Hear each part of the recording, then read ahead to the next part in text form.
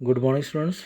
जैसा कि previous lecture में आपको बताया था कि कैसे यूनिसेलुलर ऑर्गेनिज्म फूड को ऑब्टेन करता है by ingestion, digestion, absorption, assimilation and egestion. और आपको बताया था कि amoeba is a fresh water organism with the help of pseudopodia, a false finger-like projection. He hold food engulfed inside the body, taken into the food vacuole. With the cytoplasmic movement, it digests inside the food vacuole. After the digestion, useful content or the nutrition get absorbed or get assimilate. After the assimilation, waste product left remain in the food vacuole, and food vacuole move with the help of cytoplasmic movement to the edge of its one side of a body. Ultimately, it get burst out when the waste material get accumulated, and ultimately the waste material goes out into the water. कभी bast का मतलब ये नहीं होता कि body फट गई, मतलब क्या कि उनका एक सिस्टम होता है कि वो इस तरीके से बस्ट आउट करके खोल सकते हैं। जैसे हम समझ लो कि we are spitting a sputum from your mouth. हम जब थूक मुंह से फेंक रहे हैं तो मुंह खोला और फेंक दिया, मुंह बंद हो गया, हमारे तो नहीं ना। तो मुंह का खुलना, तो वही बस्ट मतलब बॉडी का खुलना और बाहर जाना वेस्ट और बॉडी बंद हो जानी। तो ये सिस्टम चलता है। तो ये आपको प्रोसेस दे रखे हैं, आपको बताया था मैंने लास्ट लेक्चर में कि digestion, absorption, assimilation, egestion. Okay, next topic था हमारा पैरामीशियम, जो आपको मैंने होमवर्क दे रखा था। Paramecium is again a unicellular organism having a slipper shape but it have cilia all around the body. यानी कि आपको मैं कह सकता हूँ कि इसके चारों तरफ एक सीलिया बॉडी होती है। सीलिया एक हेयर लाइक पोजीशन होता है। तो मैं आपको सिखाता हूँ कैसे, ध्यान से देखना बेटे। इसका शेप ऐसे होता है,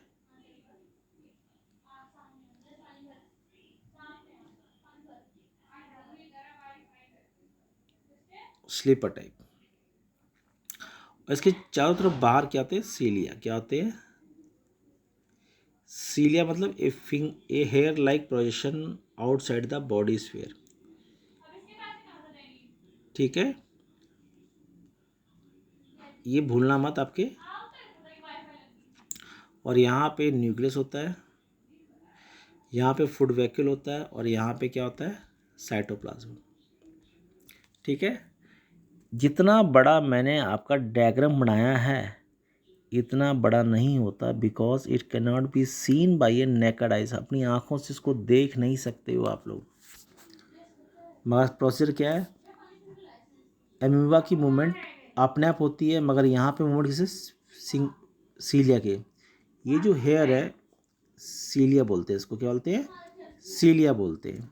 और सीलिया के हेल्प से मूवमेंट होती है और ये पैरामीशियम मूव करता है और अपने फूड को एनगल्फ करता है। ओके, तो ये प्रोसेस कंटिन्यू चलती रहती है कि हाँ भाई ऐसा है और इस चीज़ को आपने फॉलो करना है। ठीक है, अब इस चीज़ को लेके हमने चलना होता है कि कैसे क्या करना है और क्या हमने समझना है। ओके, तो ये आपने बात डालनी है कि ये यूनिसेलुलर ऑर्गेनिज्म है जो हमें फॉलो करना है। ओके, अब नेक्स्ट प्रोसीड करते हैं कि भी कैसे होता है। तो एग्जांपल दे रखा है आपको, न्यूट्रिशन इन ह्यूमन बींग्स। अब ये आ गया ह्यूमन बींग्स का, किसका आ गया, human.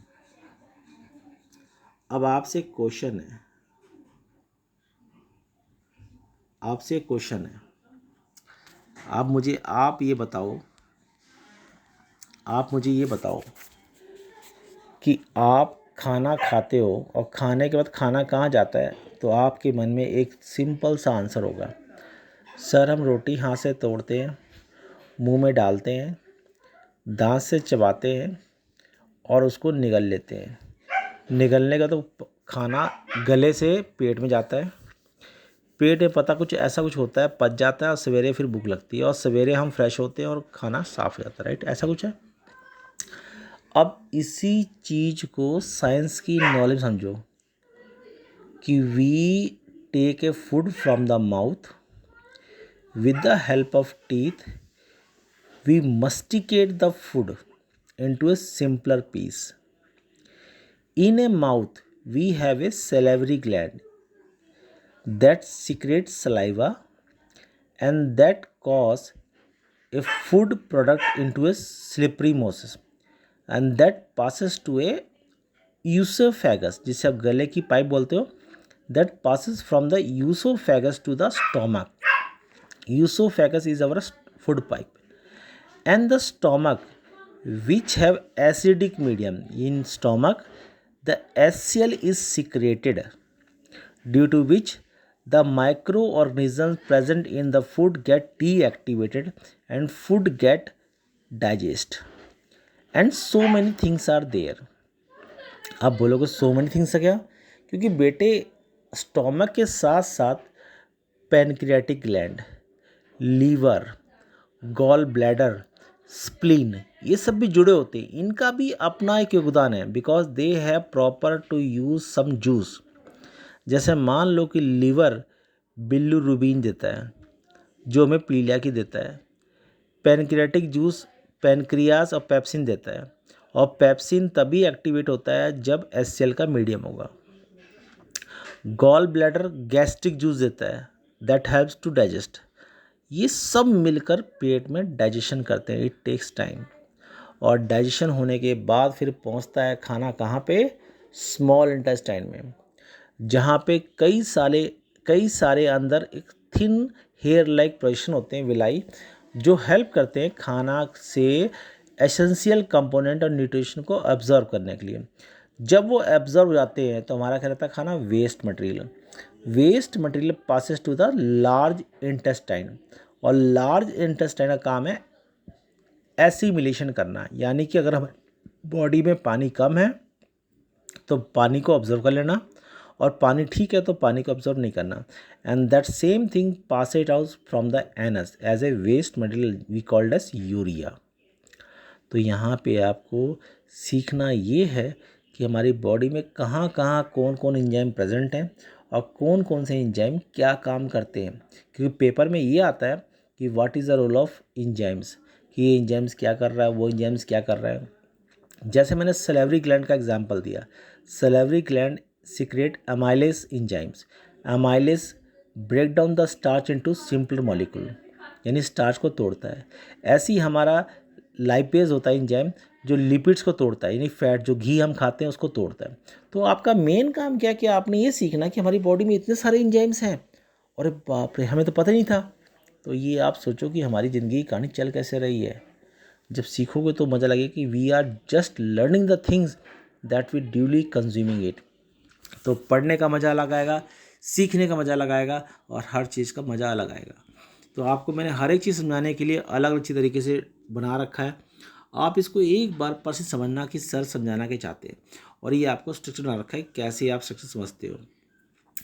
Each and every part I have mention it. ये आपको स्ट्रक्चर बना डायग्राम बना रखा है. तो इस चीज़ को डायग्राम समझना कि सर कहना क्या चाहते हैं. और एक बार आप शीशे के सामने खड़े हो और अपने आप को महसूस करो कि हमारा ये मुंह है, ये क्या है, क्या चीज़ है, कहाँ पेट कहाँ पे, छाती कहाँ पे, और एब्डोमेन कहाँ है. तब महसूस करोगे तो पता लगेगा हाँ सर वाकई आप सही कह रहे थे कि ये चीज़ों का अपना फंक्शन होता है. ओके. तो आपको हर चीज़ पढ़ने का मज़ा आएगा, एक क्रिएटिविटी बनेगी और एक नेचर बनेगा कि सर वाकई हमें पढ़ने का मज़ा बड़ा आ रहा है. तो in that sense you can learn so many things. Okay. ऐसे ही आपको दे रखा है, फंक्शन दे रखे हैं सबके कि सलेवरी ग्लैंड के फंक्शन क्या है. ध्यान से देखो कि saliva it has to function. It makes the food wet, चिकना बनाता है, यानी वेट की जगह गीला चिकना बनाता है जो आसानी से चलाता है. दूसरा एक अमाइलेज देता है, अमाइलेज इंजाइम देता है जो स्टार्च को तोड़ता है. किस तोड़ता है? माल्टोज में. तो ये चीज़ सीखने वाली है कैसे क्या सिस्टम है. यूसोफेगस जिसको हम फूड पाइप कहते हैं. फूड पाइप की क्या? Peristaltic movement. क्या बोलते हैं? Peristaltic movement. इसका मतलब समझते हो क्या होता है? जब आप खाना खाते हो और मुंह से खाने को पेट में ऐसे करते हो, निगलते हो, तो निगलने को बोलते हैं पेरिस्टाल्टिक मूवमेंट. ओके. तो that is the role of oesophagus. That is the role of oesophagus. तो ये चीज़ समझनी है. बस फ़र्क क्या है? अब यहाँ पे हम पढ़ रहे हैं 10th में, निगलना नहीं लगता, मगर साइंस पढ़ते मतलब it is a peristaltic movement of oesophagus due to which food from the mouth goes into the stomach. अब तुम थोड़ी बोलो निगलने से खाना पेट जाता है, यहाँ पे हम साइंस का लैंग्वेज बोलेंगे। तो same thing we have to follow, और इससे हमने चलना है कि हमने यहाँ तैयारी कैसे करनी है। ओके, सेम चीज़ में सब स्ट्रक्चर दे रखा है कि कैसा स्टोमक का स्ट्रक्चर होता है, स्टोमक का रोल क्या है, साथ में जुड़ा गैस्ट्रिक उसका रोल क्या है, और एससीएल का रोल क्या है। तो each and everything I have given you in your notes, so go through it and take a time and learn something extra. कि हाँ भी सर आज आपने कुछ चीज़ सिखाई है कि अगर अब बताओ, आप बताओ पेट में वैसी तेजाब बन रहा है, एससीएल बन रहा है, और आप एससीएल और आप कोई चीज़ एसिडिक खाते हो, तो एसिड और एसिड बढ़ के पेट में क्या होगा, एसिड बढ़ जाएगा, तो दर्द तो होना स्वाभाविक है ना। इसलिए कहते हैं take each and every type of foods, जिससे आपको एसिडिक मीडियम ना बने और आपको दर्द भी ना हो। ओके, तो ये आपका टास्क है और आपको फॉलो करना है। ओके, तो ये आपको साथ में मैं इंजाइम्स के भी काम दे रहा हूँ, तो आप इस इंजाइम्स के थ्रू जाना। फिर मैं once again I will go through the complete process of digestion, कि how digestion occurs in human beings.